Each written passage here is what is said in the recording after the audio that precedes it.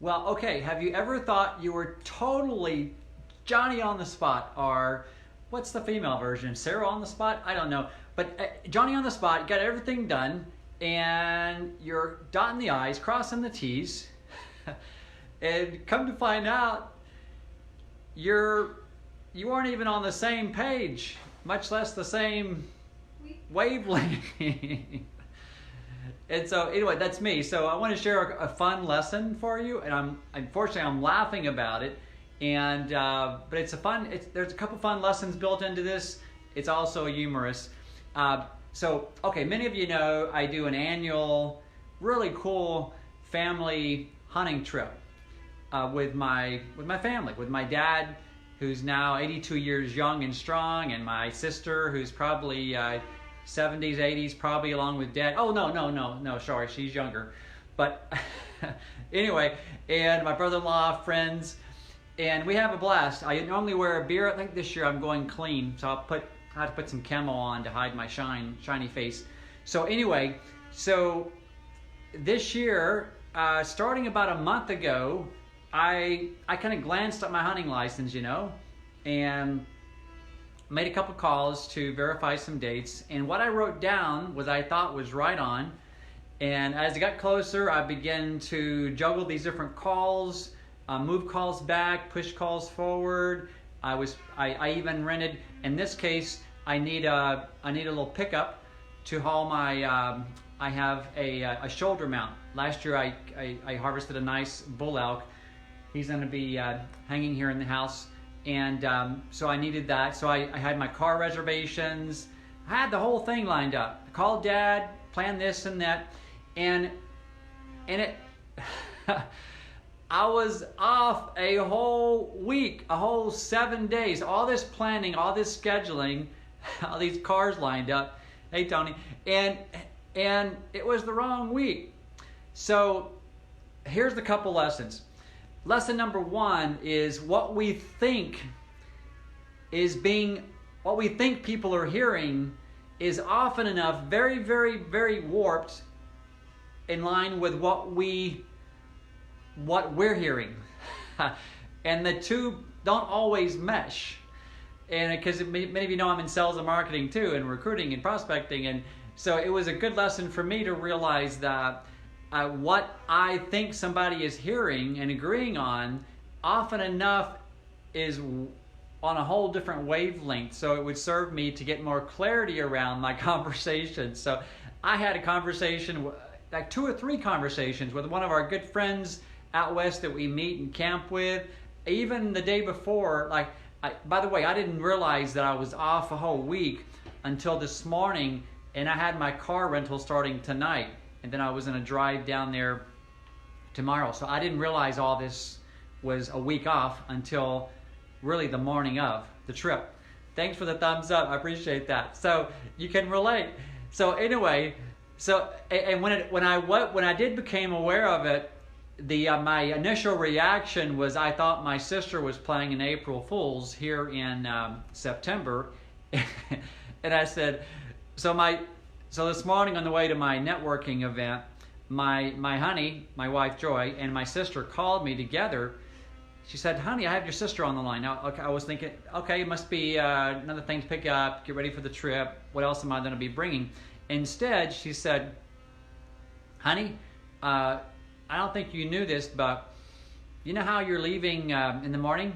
Well, according to your sister, you're a week off."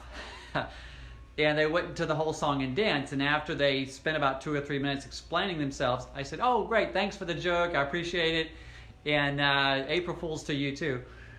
And then I paused a minute, and they didn't come back, they didn't initially start slapping their knees and laughing out loud. Instead, it was silence.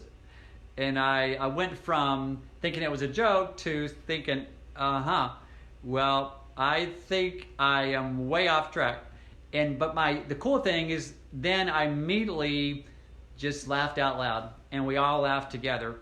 So lesson number one is realize that our perception always warps our reality. because the individuals I had been talking with, including our good friend that we're meeting out there, when I said Sunday, I thought it was this Sunday. He thought it was, he knew it was a week and a half away, including my sister and my dad and everybody. Lesson number 2, and I've done videos on this because I get kind of intense, in case you hadn't noticed, and my wife definitely better not comment on that one. So anyway, I laughed at myself. So lesson number 2 is, yeah, you gotta laugh, you know? Oh yeah, my wife mentioned love, love, love. I only got up at 5:45. So this morning, bless her little pea-picking beautiful heart, she was up at like 5:45. Hey Mike, cooking soup and chili and homemade cookies and everything else. So, and she was a trooper. So anyways, it was just a fun, comical series of events. And I guess the biggest humorous part of it all is that it was a true lesson. And again, our perception isn't always the reality. Because when I was talking, I spoke with my dad almost every other day, and I kept saying, you know, Thursday I'll meet you at 6, you know, I'll meet you at 3 o'clock in Little Rock, etc., etc. We're planning the trip. Oh, Robert, you're going to be there in time for, you know, your brother-in-law to finish packing on Friday. All of that was being planned, and my perception was it was this Thursday and this Friday, and their reality was it was a whole week later. And so anyway, you had to laugh about it. I wanted to share it with you. And I've done other videos. One of my videos, if you recall, last winter, I did right race, wrong skis. I'm sure there'll be other videos like this where, in that scenario, my reality was I thought I'd grabbed the right skis for the race, one of my 50K ski races this past winter, and I had grabbed the skis that weren't even waxed. And it was a hike on skis versus gliding skis. A 3-hour ski marathon turned into a 5-hour hike in the woods, and I was wore out. So there's all kinds of examples of that. So again, just a warning to the guys, especially the guys, we can be goofy sometimes, is that always check your perceived reality against the real reality, and you know, laugh at yourself more. And when these things do come up, just pick up the lessons and move on forward. So again, right trip, wrong week, all good, and all my buddies are getting a good chuckle out of it, including my members of my family who love me dearly. We would never. Yeah, if you heard that, my wife said she'd never laugh at me. Yeah, right. And I would never chuckle at some of the goofy things she does either. So anyway, if you can relate, or if you made some similar snafus or scheduling gaffes or mistakes, let me know. And Joy and I have even planned trips when what we thought was the flight at a certain airport, we went to the wrong airport. We've done all kinds of goofy stuff.